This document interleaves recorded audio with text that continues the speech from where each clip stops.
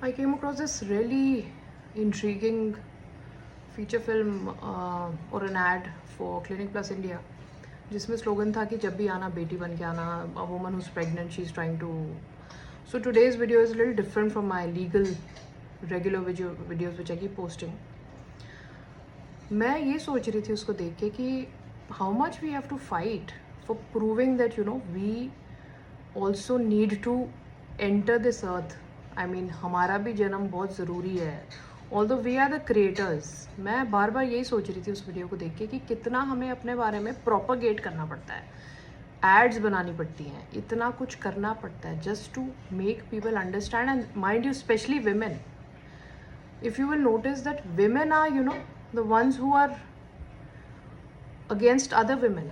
मतलब इसमें ये समझ नहीं आता कि एक सास नहीं चाहती कि उसकी बेटी का या उसकी बहू का बेटा ना हो, या फिर till the time there's no son in the family, then how will you reach your, आपकी प्रोजेनी आगे कैसे बढ़ेगी, आपका कैसे होगा, संस्कार कैसे होगा. I mean till the time there's a son, everything is okay. और बात ये है कि जो आजकल की लड़कियां हैं वो पेरेंट्स का ज़्यादा ध्यान रख रही हैं,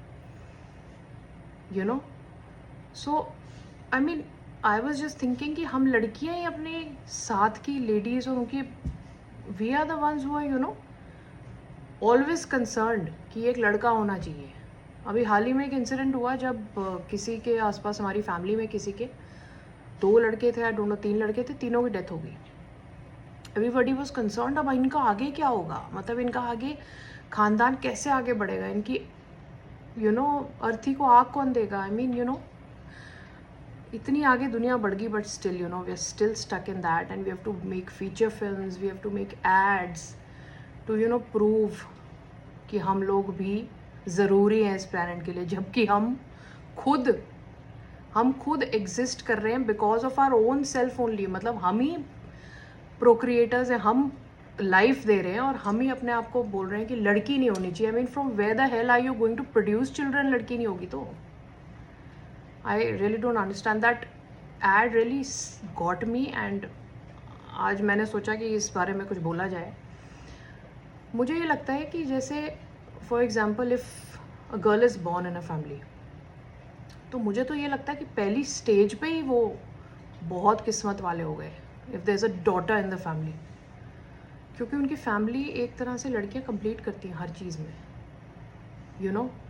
दे will take care of the parents. ऐसा नहीं है कि लड़के नहीं करते, बट ऐसा तो बिल्कुल भी नहीं है ना कि अगर लड़के नहीं होंगे तो आगे नहीं बढ़ेगा खानदान. I mean I don't want to hurt anybody's religious feelings, but ये जो जितनी भी रिलीजियस सेरेमनीज हैं उसमें लड़का ज़्यादातर इन्वॉल्व होता है. This also I don't understand.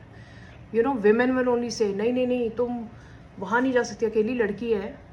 अब उसके पेरेंट्स का संस्कार कौन करेगा. नहीं तुम वहाँ नहीं जा सकती, लड़कियों को वहाँ लेके नहीं जाते in the space where the cremation is done. Why, what's the problem, क्या इशू है इसके अंदर.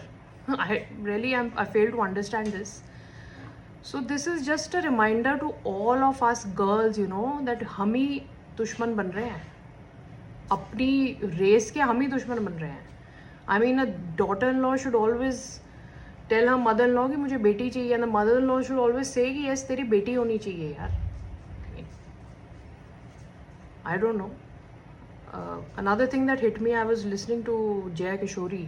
So she told in one of her discourses कि एक लड़की अपने पेरेंट्स को क्यों नहीं सपोर्ट करती.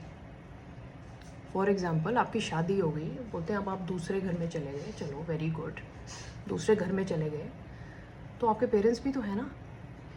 एक तरफ आप 50% प्रॉपर्टी के राइट्स आ गए. So why not support your parents. If you are earning, give a part of your earning to your parents.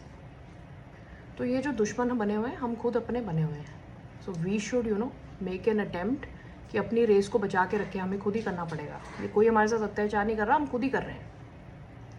So this is the thought which came across in my mind when I saw that video, कि ये feature films, ये videos हमें अपनी existence को prove करने के लिए डालने पड़ रहे हैं. I mean high time. Thank you.